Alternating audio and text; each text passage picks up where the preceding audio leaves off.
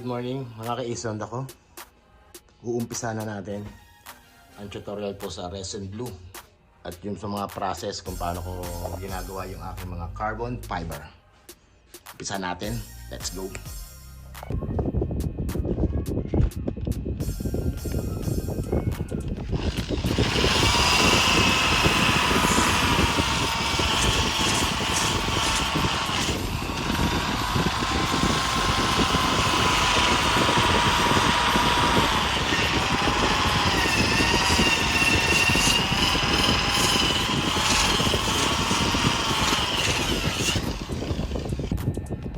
Ay, dito na po tayo. Ang gagawin po natin yung leg shield ng Honda Click version 3 at yung front cover at ito yung NMAX. Sa paggagawa po, unang ginagawa ko po sa lahat, nagsisigurado muna po talaga ako sa patilya. Sinasanding ko muna siya. Pagkasanding ko, minamano-mano ko po yan lihain at ganito po yung kalalabasan.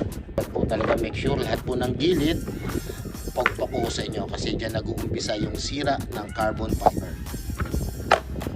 At pag nalihan nyo na po siya, syempre tatanggalan nyo po siya ng himulmol para sa ganon pag apply nyo ng primer carbon wala na siya kanya masyadong bubukol kasi pag may naiwan na himulmol doon nag-uumpisa po yung bukol po at dapat make sure talaga makinis po talaga tayo bago tayo maglatag po ng mga cloth. At ang swerte ng makakapanood nito dahil ipupul video ko po ito lahat para mayroon kayong pagsusundan kung paano po gumawa si Ace Honda.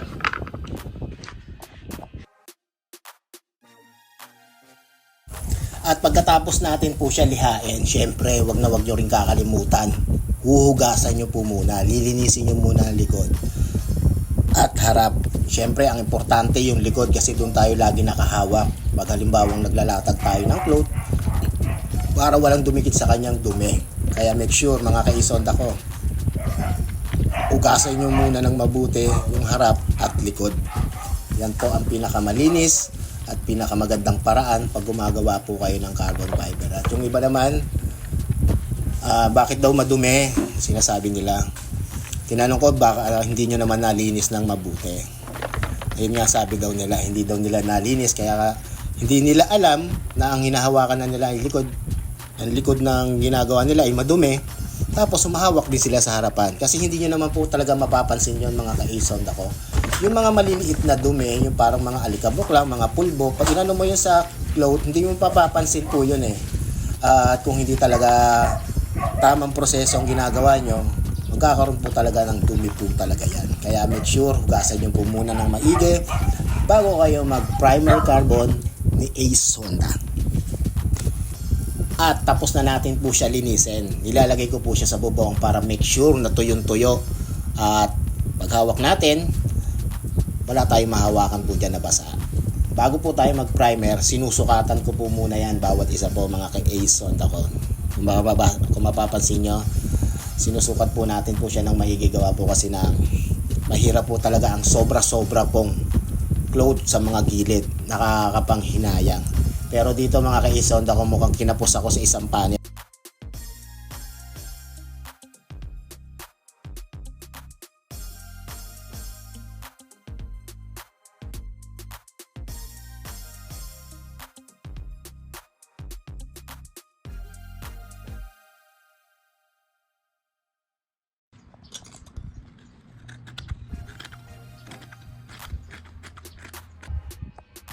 At bago natin umpisahan mga ka-Ace Honda ko, nakapag-like ka na ba at nakapag-subscribe? Sa dagal naman ng panonood mo at ang dami mo nang natutunan kay Ace Honda, hindi ka pa nakapag-like at saka nakapag-subscribe. Bilang suporta naman, dun sa mga makakapanood po nito, ito ginagawa ko naman to para din sa inyo. Sa lahat po ng mga nagtatanong, bilang pasasalamat, syempre, gusto ko rin sana nakasubscribe kayo at saka nag-like at magko-comment din po kayo. Para sa ganon, nakikilala ko rin po yung mga nakakapanood po ng aking video. At comment mo taga saan ka. Napakaswerte nyo po mga ka-Ace Honda ko kung mapapanood nyo to. Kung paano gamitin ang Resin Blue na napakalinis at napakatipid. isa pa, pag ito yung nasubukan nyo, kakaiba po talaga yung effect ng resin blue po natin kaysa dun sa ginagamit nyo. O kaya gawin nyo na lang, gumawa na lang po kayo ng dati nyong ginagamit na resin, at kung makakagamit kayo ng resin blue, ipag-compare nyo na lang yung finished product. Makikita nyo ang ibig ko pong sabihin. Sana bago natin ito umpisahan, naka-like ka na at nakapag-subscribe ka na. Ayan, nakahanda na po yung mga kailangan po natin. Dalawa po yung ginagamit kong hugasan. Yung isang hugas nanggaling po sa resin, pag nalinis ko na siya ng basaan, ilalagay ko rin naman po siya sa malinis din na babaran. Ang gamit ko nga pala ng babaran, Weber urethane thinner. Yan po ang ginagamit ko kasi mas mabilis po siya makalinis kaysa dun sa lacquer thinner. Nalihan na po natin po yan, di ba? Perfect na po siya sa pagliliha. Gagamitan po natin siya ng primer carbon. Sa primer carbon, maraming naguguluhan kung pwede na daw rekta. Isa lang po masasabi ko po sa inyo, lahat po ng gagamitin po natin, hindi pwede pong hindi natin po siya lalagyan po ng hardener. Yung hardener ang magpapatigas po sa kanya. Kung wala po siyang hardener, hindi po siya matutuyo. Masasayang lang po gawa nyo. Huwag nyong kakalimutan maglagay po ng hardener. Ito na po, umpisahan po na natin. Let's go.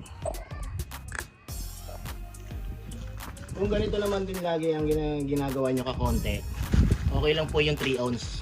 Halagang 3 ounce lang naman po ginagamit ko pag ako gumagawa po ng mga carbon fiber. At butasan nyo po dito sa likod. Huwag dito, kasi dito napapasukan pa siya ng dumi. Dito, nakasealed na po siya eh. Bubunutin nyo na lang. Ganun dapat ang pag-process sa malinis po na pagka-carbon fiber. Ayan, malinis na baso. Tapos popsicle stick. At ito na po yung primer carbon. Ito po, maraming beses na natin ito nagamit kung makikita nyo. Ngayon, tatansyahin lang natin yung maipapahid natin. Huwag po kayo magtimpla ng marami kung hindi nyo naman kaya ipahid. Ito ba? Ganyan lang kakonti ilalagay natin. Dapat ang ilalagay din natin na resin, ganyan din kadami. Pag gumagamit na pala kayo ng primer carbon, sarado nyo agad para hindi agad siya tumitigas, nalalabingan.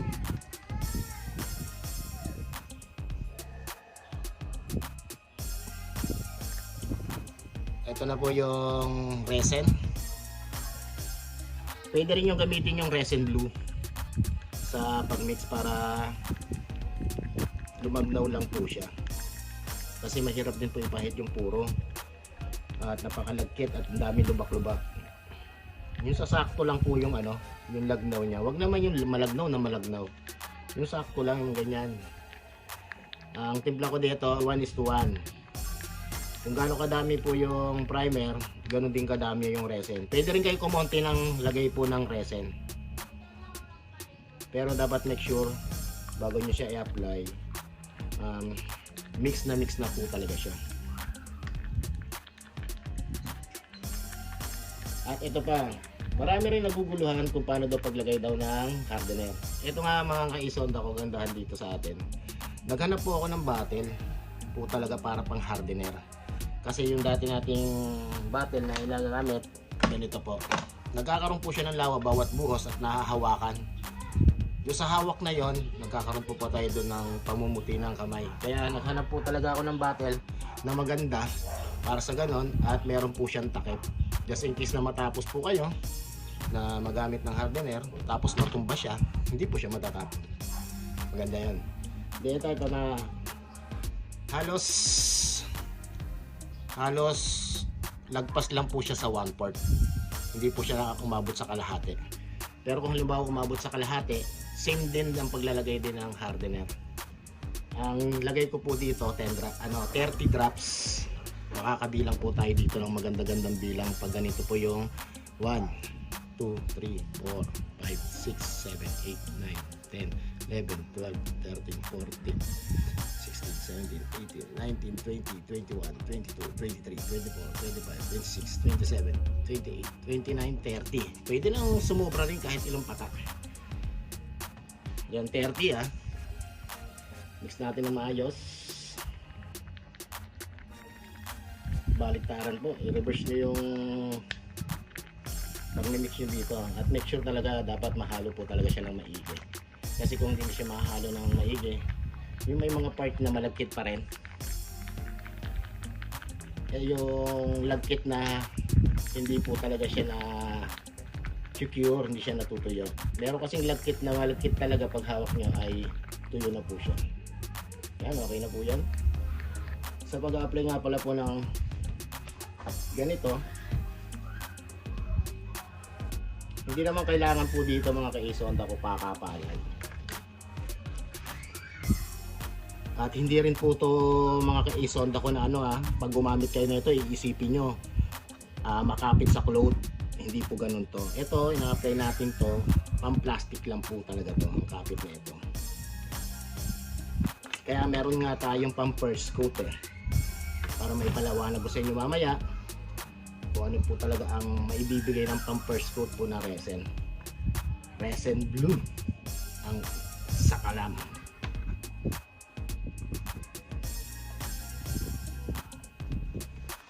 Wag na wag po kayong magtitimpla ng madami.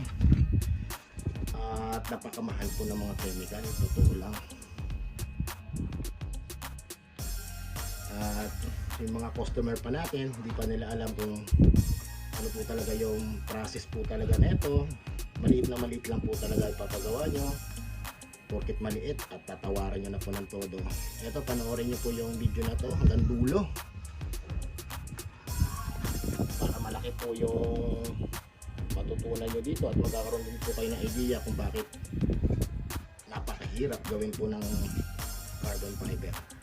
At doon nga pala sa lahat po ng mga tinuruan ko at makakapanood po nito. Sa mga nauna kong tinuruan, ang swerte-swerte po nila kasi gawa kasi nang ibigay ko po talaga lahat-lahat po doon sa kanila hanggang ngayon. At nagtatanong pa rin sila sa akin kung ano po yung dapat at hindi dapat. Yan po. Yan po lang ang pag-apply.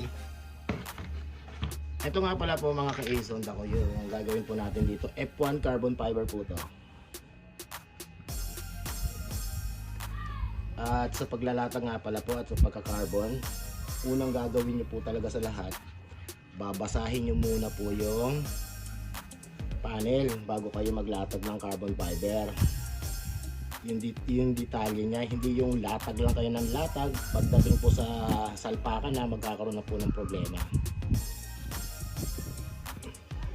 Ito yung F1, ang pinakamahirap na gagawin natin at mahirap din po yung process ng F1, hindi katulad po ng mga honeycomb, field carbon, madali lang po yun. Ito iba yung pagka-process po kasi nito, pag-apply nyo po ng primer, papatuyuin, tapos pag may mga buko lilihain pa. Hindi katulad dun sa honeycomb, pag okay naman yung nyo, yung kahit nyo at may konting bukol, konting liha lang kailangan. Ayan, katulad nyan mga ka-Isonda ko. Siyempre nagpapaliwanag ako sa inyo, medyo natuyuan tayo. Naabutan tayo ng pagtutuyo. Ito, tapon na ito. Mix na lang ulit tayo. Kaya nga sabi ko sa inyo, kung mag-mix kayo, yung kakaya lang ng pahit. Pero kung hindi ako nagsasalita, diretso ito, napahiram ko na siya lang agad ng mabilis. Kaya mix ulit tayo. At ito, nakapag-mix na ulit tayo mga ka-Isonda ko. Kaya bibilisan na natin.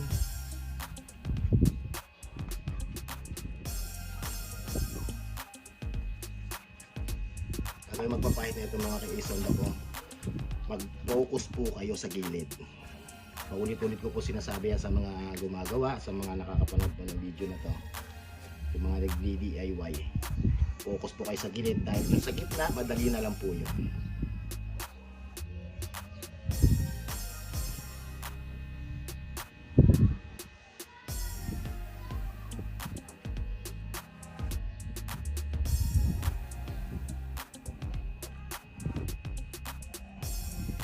Yan, okay na. Hintayin natin po siya ng 5 to 10 minutes. Tapos balikan natin po siya para po doon sa sunod na step na gagawin po natin. Panoorin nyo lang itong mga ka-Isonda ko. Imposibleng hindi kayo matuto. Napaka-imposible. At napakaswerte nyo nga dahil napapanood nyo po yung mga ganito. Ito, natutunan ko to. Wala po akong pinanood. Wala sa akin nagturo. 16 years old, nagpa-fiber na po tayo. At na-experience ko noon mga 18 years old to 19 yata. Nagre-real carbon fiber pa ako nun. Yung mga materialis ng carbon fiber, hindi po kayo makakabili niyan online at saka sa shop, hindi kayo makakabili. Dapat bago kayo makabili niyan, meron kayong seminar. Ng form ng seminar bago kayo bentahan. Pero ngayon, napakaswerte nyo, kahit anong oras, pwede nyo po siyang bilhin. Kaya ang bilis nyo talaga matuto, napakaswerte nyo. Ayan, hintayin natin 5 to 10 minutes, balikan natin. At ito na po mga ka-isonda ko.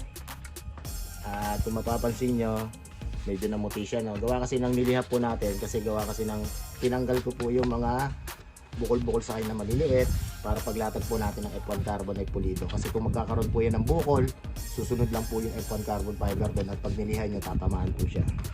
Ito, resin. Pwede rin po kayo mag-apply ng resin na wala ng toner. Pero ako, nagsisigurado po ako, naglagay po ako ng bahagyan ng toner para mag-black. Kasi yung F1 carbon fiber, minsan bumubuka po yun eh. Yung sa mga pinaka-dice niya, bumubuka yung butas nun. Tapos mamaya, tumagos po yung pagkaputi doon, pangit po tingnan. Kaya dapat, i-black na lang natin para sigurado. So, gaganito ka konti na resin. 20 drops lang, o 15 drops. 1, 2, 3, 4, 5, 6, 7, 8, 9, 10, 11, 12, 13, 14, 15. Ganun lang ka-basic mga ka-isonda ko ha. Yung mga baguhan gagamit para hindi na kayo malilito at di nasosobra yung resin sa paggamit nyo. Kasi karamihan naman sa nagmi-mix na ito, nagugulan sila pagdating sa hardener. Imported hardener ang gamit natin, kaya kahit konti lang yan, talagang titigas po. Tsaka sa pagpahid po na ito mga ka-isonda ko, manipis lang po talaga, hindi nyo na kailangan po talagang kakapalan yan. Kasi pag kumapal po yan, lalawa po, maglilihan na naman po kayo. Ang purpose natin dito, para naglagay tayo dito, para umitim lang po siya.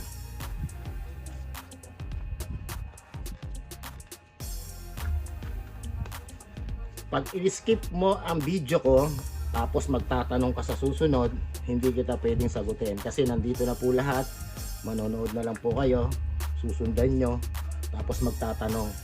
Ang hirap kasi ng ganun eh. May ginagawa po tayo, tapos magtatanong po kayo na magtatanong. Ito na nga eh, gumawa na nga tayo ng actual tutorial para susundin nyo, tapos magtatanong pa. Di po ba? Dapat ganito na lang. Panood na lang po kayo, tsaka isa pa naman, marami naman natuto sa akin. Iba nga, business na talaga nila eh. Mas marami pa nga yung gawa nila kaysa sa akin eh. Pero iba naman siyempre yung gawang isonda. Iba rin yung process din namin pagdating po sa finishing. Magkakaiba-iba po kasi kami yung lahat eh. Kaya medyo dapat bilisan nyo ng konti para yung ipapahid nyo dun sa mga panel na ano nyo, na i-apply nyo ng ganito, hindi kayo matutuyuan, hindi kayo masasayangan. Focus din kayo mga ka-isonda kung maglagay ng ganito sa gilid, kasi yan ang pinaka-importante sa lahat.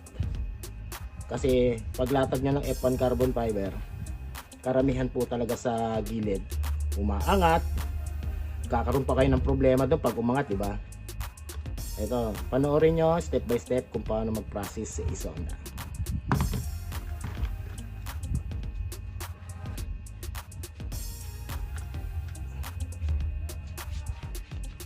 Iwasan nyo mga ka-isonda ko lumawa kasi pag lumawa po yan, mahirap po talaga.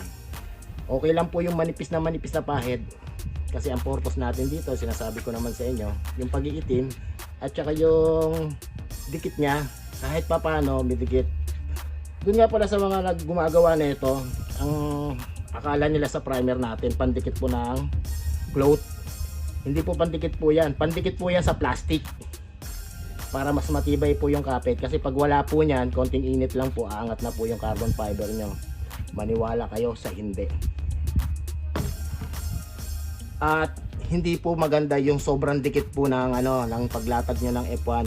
Alam nyo kung bakit? Kasi pag once na nilatag nyo na po yung F1 at idikit nyo na po, hindi nyo na po talaga yan babalik, sira na po yan. Hindi nyo na pwedeng hatakin yan. Ang latagan po ng F1 carbon fiber, ang isa sa pinakamahirap na cloth sa paggagawa po ng carbon fiber. Pag dinikit nyo yan, dapat sureball kayo, yun na po yun. Pag dinikit nyo, tapos medyo mali, pag tinanggal nyo, wala na po yun, sira na, palit na lang ulit ko yun ng bago. Ganun po yung process po ng F1 carbon fiber. Ito mga kaisonda ko, hintayin na naman po tayo dito ng 5 to 10 minutes. At hahawakan po natin yan sa tama pong oras pag cure ng ng pinahid po natin na resin. Saka po tayo maglalagay po ng F1 carbon fiber. At ito mga kaisonda ko, mag-provide din kayo ng ganito. Tapos ito, gawa lang po natin. Kung makikita nyo, ginawa lang natin sa alambre po yan. Kasi ang kagandahan po nito mga kaisonda ko, pag may ganito kayo, talagang mix na mix po talaga yung resin na hardener. Maganda po yung pagka-mix po nito pag ganito kaysa dun sa popsicle stick. Ginagamit ko lang yung popsicle stick mga kaisonda ko dun sa may primer, sa malapot. Ito yung ginagamit ko talaga pag mix, pag resin blue na ang gamit natin. Pag nagkaroon kayo nito at ginawa nyo po ito sa resin blue, malalaman nyo kung ano yung ibig kong sabihin sa pagmimix. At ito na po mga kaisonda ko. Ito po yung sinasabi ko sa inyo na tuyo. Ayan. Hindi siya malagkit talaga. May konti siya, konting-konti lang. Yun po yung pinakamahalaga pag kayo naglalatag po ng mga cloth.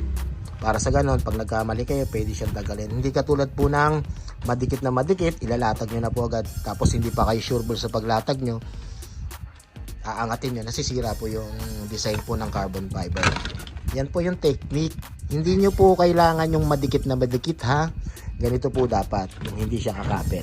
Pero once na nilatag nyo na po dyan yung F1 or kung anong cloth, kakapit na po siya.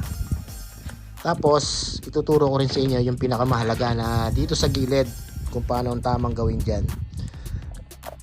Naku po, kung hindi ka pa matututo sa mga tutorial ko, ewan ko na lang sa'yo. At ito mga kaisonda ko, hindi siya madikit na, nailatag natin siya ng maayos. Yung sinasabi ko sa inyo na magpo-focus kayo sa gilid, katulad niya no. Tingnan niyo, dapat na agad po siya. No need na rin natin dito mag-vacuum plastic, pero depende pa rin sa inyo kung magba-vacuum kayo. Ang paglalatag po ng F1 carbon fiber, hindi nyo naman kailangan balikuin na to dito at dikit nyo eh. Nagkakaroon po siya ng error pag ganun. Kaya dapat po talaga mas maalwal po yung paglalatag nyo. At hindi po talaga dapat siya binat. Once na nabinat po yan at nabasa po siya ng resin, ito marami sa akin nagtatanong kung bakit daw nakadikit na daw nila, alam na nilang lapat na lapat na. Pag nilagyan daw nilang resin, bumibitaw. Yun po yun ang problema po sa inyo. Kasi pag kayo nagpapahid ng resin, full blush agad. Ito na nga ipapakita ko na sa inyo kung paano mag-process po ng mga ganitong klase. Kasi yan, lahat po na yan, napag-aralan ko na po yan. Kasi mas gusto ko po yung nagkakamali ako eh. Dapat ganun din kayo. Mas dapat, pag nagkamali kayo, mas matuwa kayo. Kasi makakagawa kayo ng paraan doon sa pagkakamali na yun. Kasi yung tama na kayo doon, hindi na kayo magkakamali eh. Eh paano kung halimbawa magkamali kayo, hindi nyo magawa ng paraan, di ba? Ito na. Ang paglalagay ng resin, manipis lang po talaga dapat. Hindi po agad yan full blush. Pag nalagyan nyo po yan ng manipis na resin, hindi po agad yan bibitaw sa pinagkakapitan niya. Tingnan nyo to, ang sunod nating step. Pag mag-apply na po tayo ng pang first coat ng resin blue. Ito kasi kagandahan po sa resin blue na mayroon kay pang first coat. Yung resin blue na pang first coat, nanunuot na agad sa ilalim yung resin. Hindi katulad ng resin ang ginagamit nyo pampakapal, ang ginagamit nyo pa rin pang first coat, hindi po dapat ganon. Kasi gawa po kasi ng hindi naman sumisiksik sa ilalim po yun eh. Nagkakaroon pa po yun ng sira pag halimbawa tumagal at pag nagiinit, bibimibitaw po siya doon sa pinakailalim. Kasi hindi nga naman nanuot yung resin na in-apply nyo. Kaya dapat number 1 po sa lahat, pag halimbawa nagka-carbon fiber kayo, meron po kayong pang first coat. At nandito na tayo sa part ng aking secret technique. Ito na yung resin blue. Nalagyan ko na rin siya ng hardener.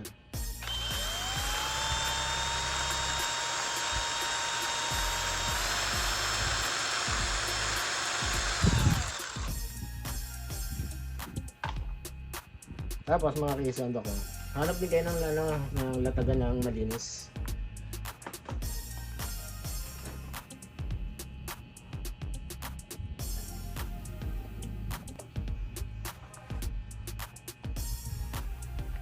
Pwede rin to yung masking tape. Pero ang technique ko minsan, hindi ako nagma-masking tape. Nagpo-focus ako sa resin. Ang paglalagyan lang natin yung plastic hindi yung cloth. Kasi pagpahin nyo doon sa pinakakanto niya, matatamaan na siya ng resin Bababa na siya doon. At pag tumigas yun, lock na siya. Saka tayo magpapahin ng resin sa ibabaw.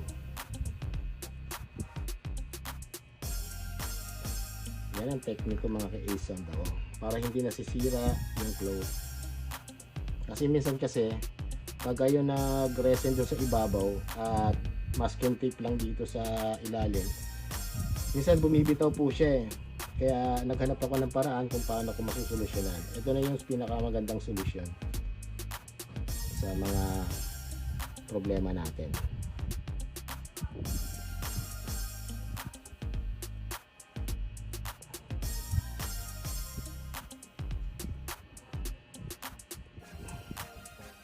Tapos nalagyan nyo na po yan ng maayos. Huwag nyo pong kakapalan mga ka-Ace ko Yung sakto lang na may dumikit lang sa kanya.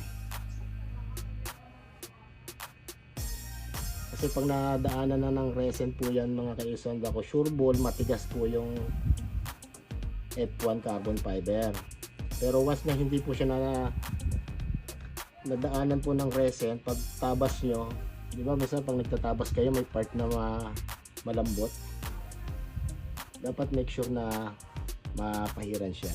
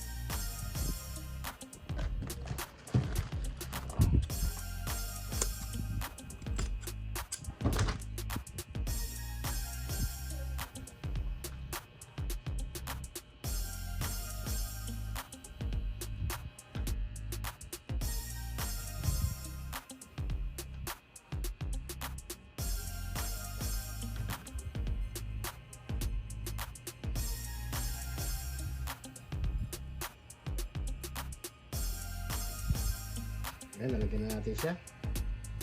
Pag tumigas yan, wala na kayong pangamba. Hindi na siya bibitaw o aangat kasi lock na po siya sa ilalim kaysa doon sa masking tape.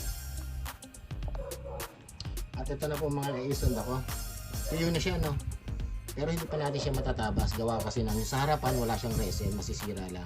Pero secured na po tayo doon na nakaseal na po siya. Pwede na natin ipatong kaganyan. Wala tayong problema kung bibitaw siya o hindi. At least stable na yung pagkakapit po ng bawat gilid. Dito na papasok ngayon si first coat resin blue. At ito na po si resin blue. Sa ganito po 3 ounce kalahati, 20 drops po. 1, 2, 3, 4, 5, 6, 7, 8, 9, 10, 11, 12, 13, 14, 15, 16, 17, 18, 19, 20. Pwede pa kayo magdagdag ng 5. 1, 2, 3, 4, 5.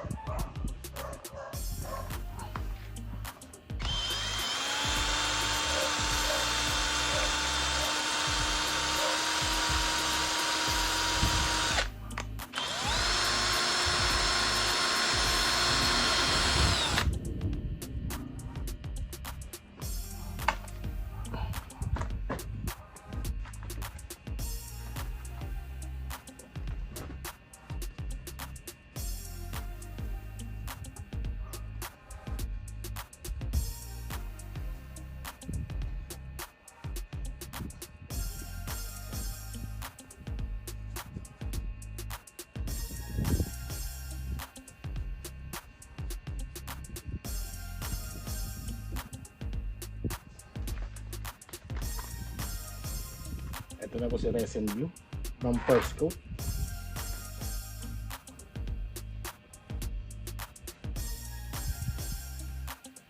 Isa, dalawa, tatlo. Pwede na po yun. Lipat na kayo sa iba. 1, 2, 3. 1, 2, 3. Ganun lang po minsan ginagawa ko.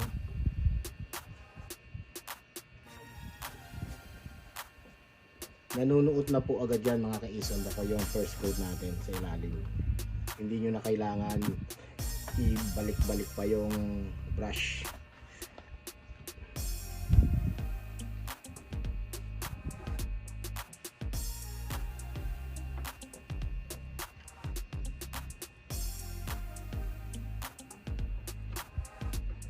Ewan ko na lang kung hindi pa kayo talaga matututo na itong mga ganitong klaseng technique eh.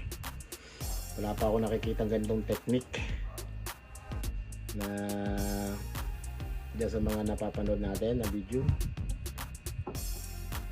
Puro masking tape lang yon.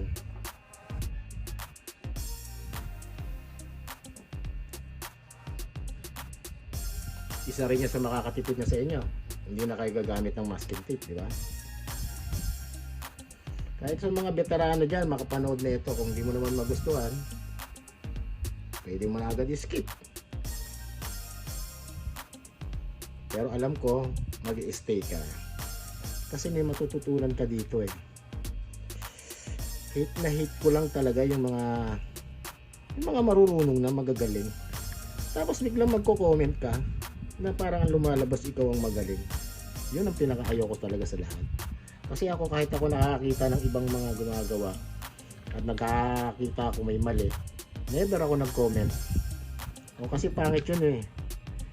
May video ka na pinapakita at nagagawa ka rin ng ganito. Sa video mo, ikaw ang bida. Pangit kasi yung lumalabas na parang video ko to eh. Tapos ako ang kontrabida dito. Diba? Tapos ikaw ang bida. Yun ang pangit. Kaya kung sino dyan sa mga nagmamagaling dyan, shout out sa inyo lahat, kayo na ang magaling. Ako naman, hindi naman po talaga totoo ako magaling eh. Marunong lang po talaga ako na ito. Kasi sa haba na ng experience natin pagdating sa resin at sa mga technique, marami po talaga tayong technique nag-uumapaw. Yan, katulad niya mga ka-isonda ko. Naubusan tayo no. Pero ito pa rin baso gagamitin ko, tingnan nyo.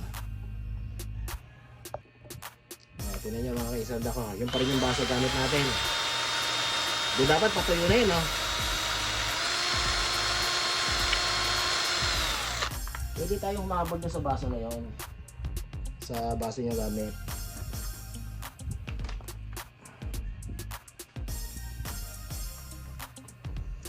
Kaya nga ako nagtataka sa inyo eh. Sa mga napapanood ko. Bakit sobrang dami ng lawa nyo?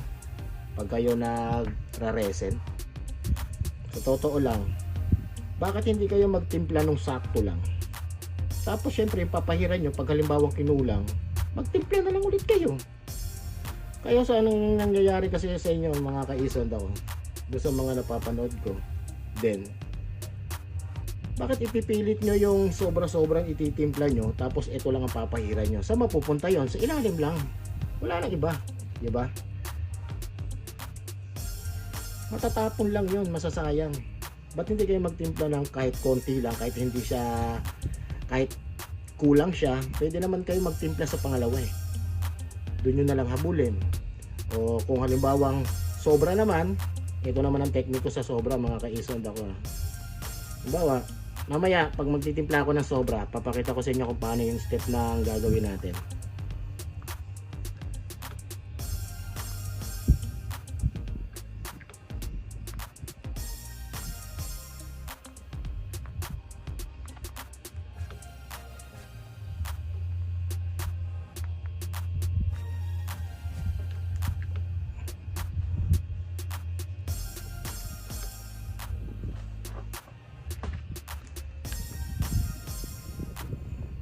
Yan katulad niya, sobra na yung tinimpla natin, no? Pinapahid ko lang.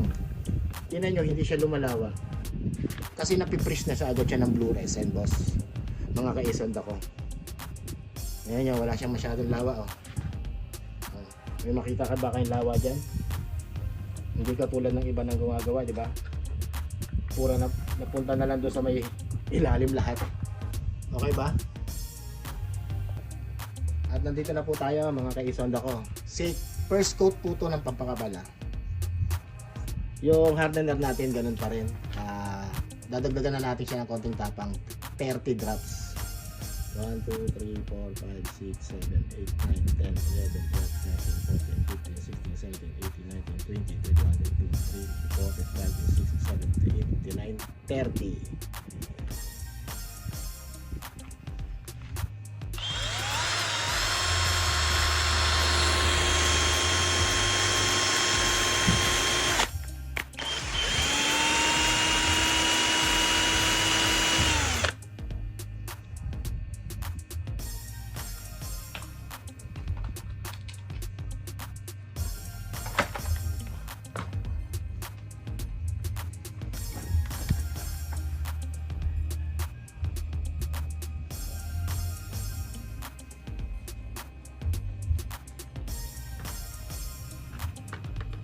Siyempre, first coat natin sa first coat.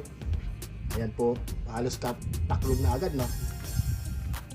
Tsaka bilangin nyo na lang yung basong ginagamit natin, yung ina-apply natin. Ito yung pampakapal. First coat pa lang to mga kaisondas ko sa pampakapal. 5 minutes or 10 minutes, pwede na kayo mag-apply agad.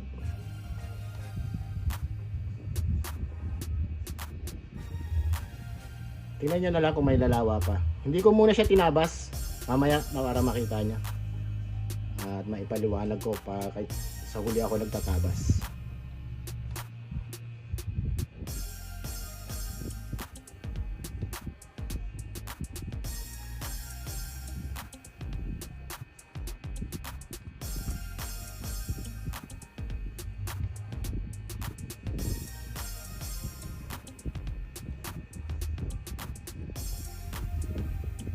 Hindi ko to ipo-fast forward mga kaisonda ko para makita nyo yung mula umpisa hanggang katapusan. Dapat manood din kayo, huwag nyo i-skip. Baka yung i-skip nyo, may sinabi ako dong mahalagang bagay, di ba? Tapos magtatanong kayo na bakit ganon. Kaya panoorin nyo buong detalye po ng ating pagka-carbon.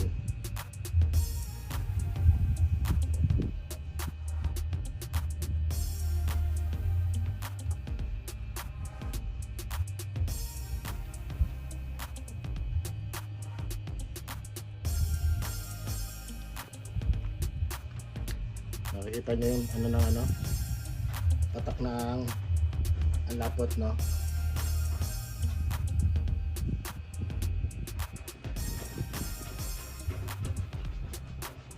Kaya yung sinasabi ko sa inyo nung unang video ko na hanggang 5 coats lang ako, okay na. Pero dito 2 coats lang po gagawin ko kasi nakikita ko dito sa aking gawa halos full blush na siya. Magpapatong pa po tayo ng isa pa.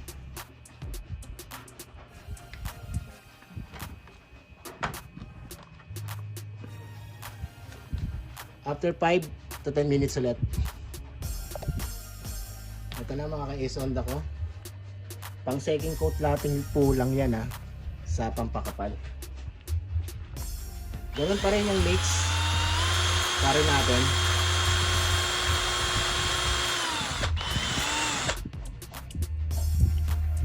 Yung 3 ounce hindi siya masyadong puno.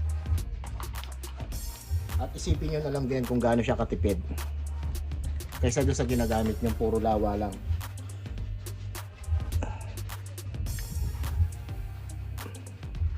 Pang second coat pa lang to ng pampakapal, pero i-stop na natin pag napahid na natin to.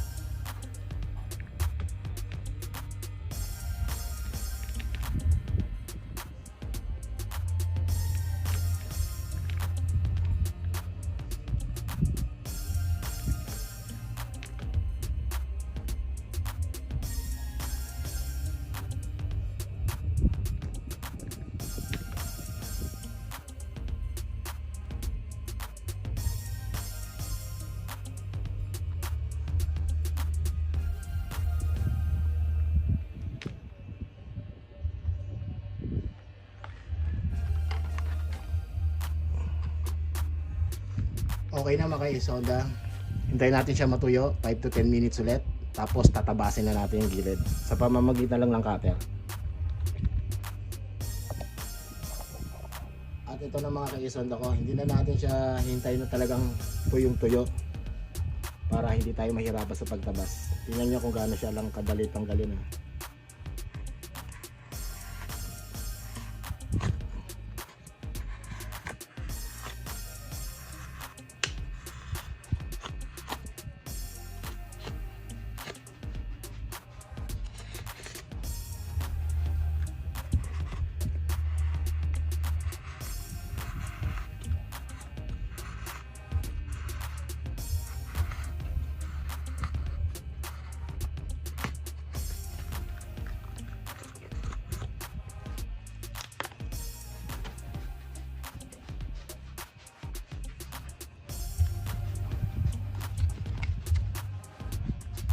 Kasi pag tumigas siya ng todo, mahihirapan na ako dun eh.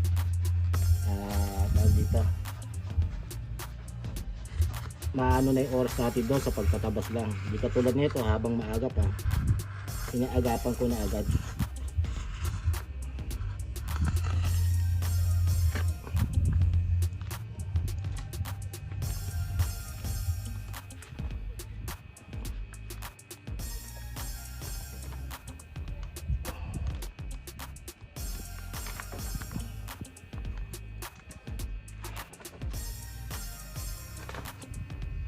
Mag-ingat din kayo sa pag-ano ng tabas. Baka dumulas, masugatan kayo.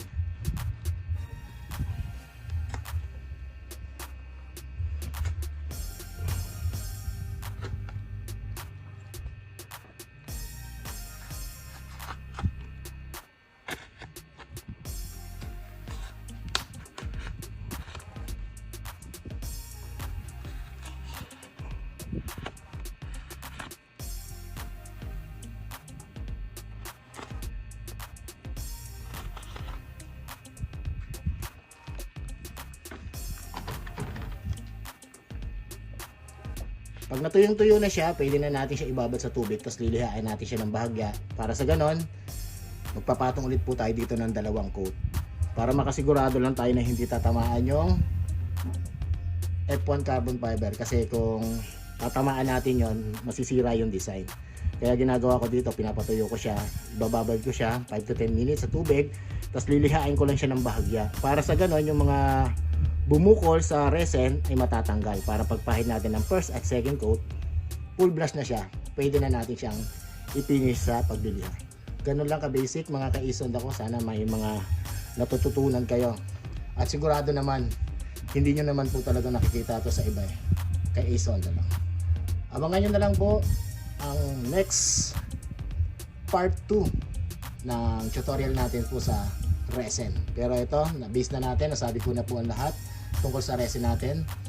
First coat lang, nakita nyo, okay na po sa first coat ng blue resin. Tapos nagdalawang patong lang po tayo dito ng resin blue. Maraming salamat, kita-kits po tayo. Bye bye.